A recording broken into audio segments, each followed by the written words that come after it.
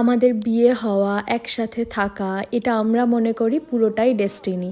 ৬টা বছর ধরে দুজন দুজনকে চেনার পরেও যখন হুট করে আমাদের বিয়ে হয়ে যায়, সেটা ভাগ্য ছাড়া আর কী বলতে হয় বলো তো? আমাদের কিন্তু কোনো লাভ ম্যারেজ নয়, আবার অ্যারেঞ্জ ম্যারেজও নয়।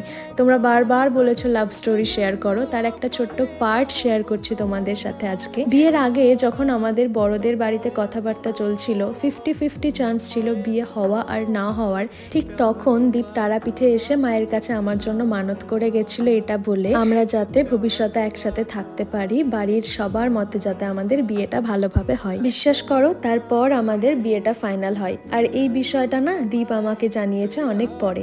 তুমি ভাবো, তোমাকে পাওয়ার জন্য তোমার পার্টনার পুজো দিয়ে আসছে তোমাকে না জানিয়ে, আর সেটা কমপ্লিটও হচ্ছে। এর থেকে বড় ব্লেসিংস বোধ হয় সত্যিই আর কিছু হয় না।